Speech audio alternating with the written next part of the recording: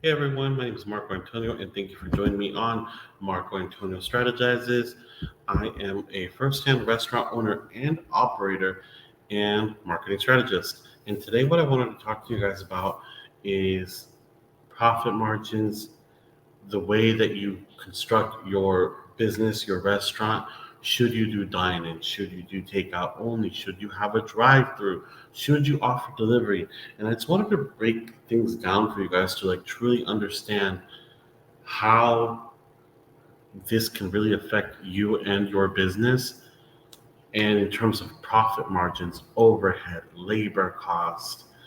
There's so many varying factors. And you know the one thing that I always like to talk to all other restaurant owners and operators about is turning over that transaction and at the rate of speed that you're turning over a transaction. So like with dine-in restaurants, the biggest thing that we have and we deal with is dine-in. And we could have a table of four or five tables of four. And the average ticket cost for that table of four may be $52. So I'm sorry, I'm just going to keep the math simple. Let's say 10 tables of four, $52 average. That's $520. But those 10 tables of four are going to sit there anywhere between 40 to estimation roughly even an hour and a half. I mean, I'm guilty of going out and BSing with my friends and sitting there eating wings, enjoying nachos, and talking over nachos and beer. And I'm sitting for 2 hours and barely bringing up an $80 tab between four people. Yeah, it's $20 per person, but to be honest, we've ordered takeout from Domino's or Pizza Hut before, and we've ordered for a party of 4 to 5 people. We ordered $80 worth of Domino's before, and when you think about it, who got the better end of the stick? Domino's, the carryout place, or delivery, or the dine-in restaurant that we went to, Pizza Hut, and we sat there and ordered pizza, wings, breadsticks, and BS'd for 2 hours. Who got the better end of the stick? Was there a waiter coming by to wait on me, refill drinks, check on us, see if we needed anything, or we did an $80 transaction at Domino's and they just handed us our food and said, "Hey guys, here's your food. Give me my $80. There's the door." And that's what it's like. Different people go for different experiences.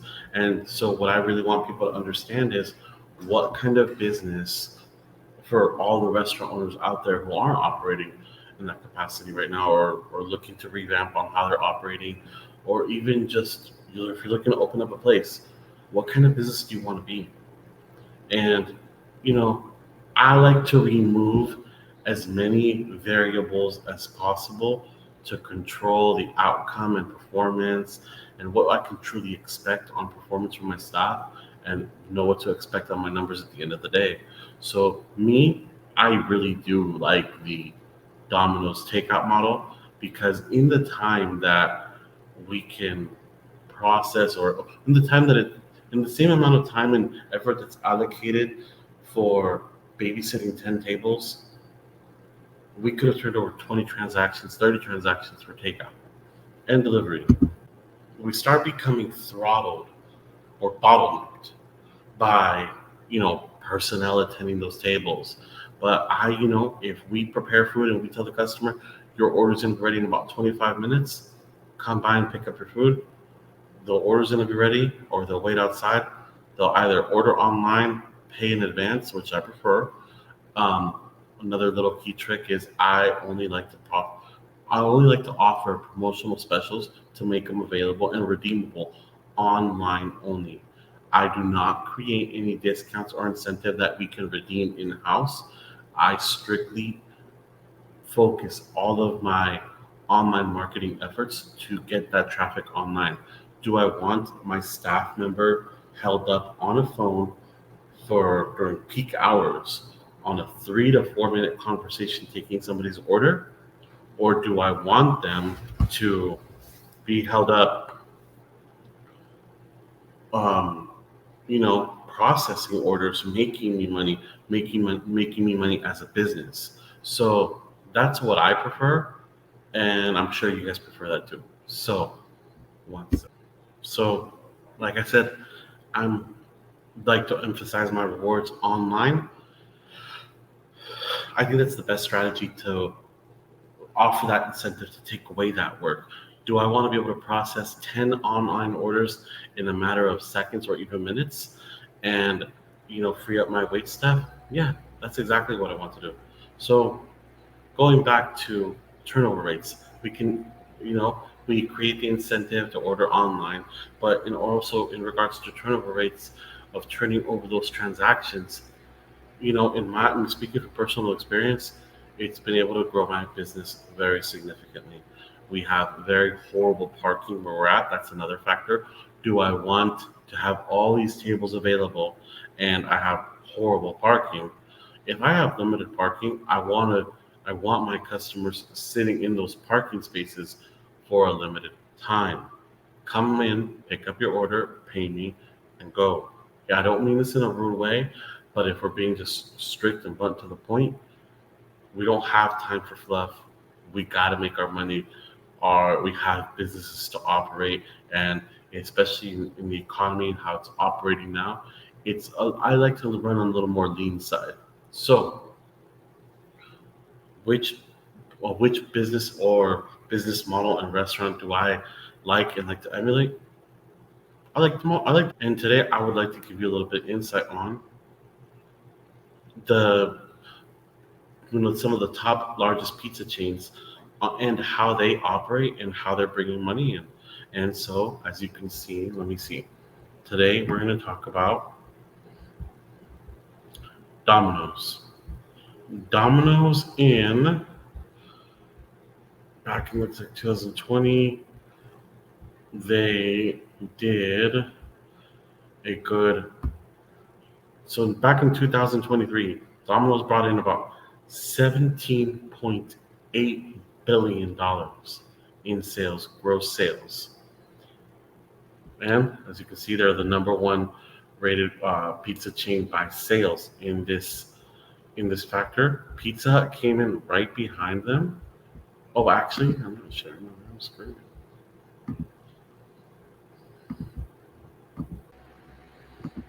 Excuse me for the technical difficulties, but back to what I wanted to show you guys.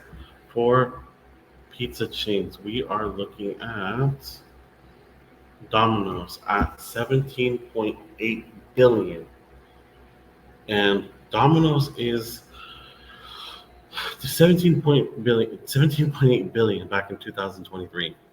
And that's a lot of money. But if we're doing the math, Pizza Hut brought in 13 billion. Oh, I'm sorry, it's back in 2022 revenue. 13 billion for Pizza Hut. That's a little like about almost, just for the sake of math, about 25 to 30% more in sales, less than Domino's. And then behind them is Little Caesars at 4 billion. And so the number 2 pizza chain in sales, Pizza Hut, did 3 times more sales than Little Caesars. Little Caesars with 4,100 locations, and Pizza Hut with 6,500 locations. And so, they were running with like,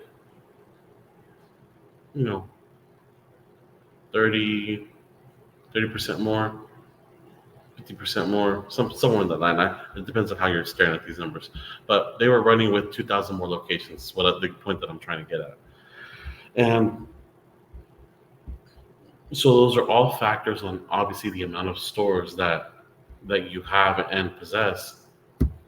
But the biggest key takeaway in sales is, I also want you to understand, Domino's has 6,700 stores. Pizza Hut, 6,500. That's a difference in 200 stores. But that 200 stores and that 17.8 billion, let's call it 18 billion. and 13 billion gap, that's almost $5 billion in sales worth of gap. And I strongly believe that's attributed to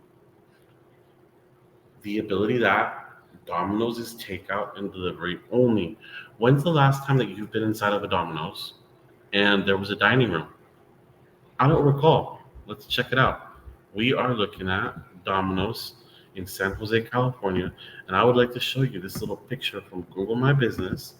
And as you can see here, Domino's walk-in, their their square footage is largely allocated for production.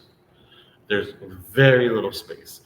From what I'm looking at in this picture, Domino's has allocated 90% of their floor space dedicated to the kitchen. I think that's a great move. It's a genius move so you can pump out production. But like I said, it's just grab and go and carry out. So they don't have the cost of washing plates. They don't have the cost of sitting there and having to babysit clients. They offer a lot of their promotions that are redeemable only online. So if this is the biggest difference, and for all your restaurant owners and operators, those are those little details. 17.8 billion to 13 billion. Obviously, most of us restaurant owners and operators, if you're watching this, if you're operating in the billions, please reach out to me. I would love to pick up game from you.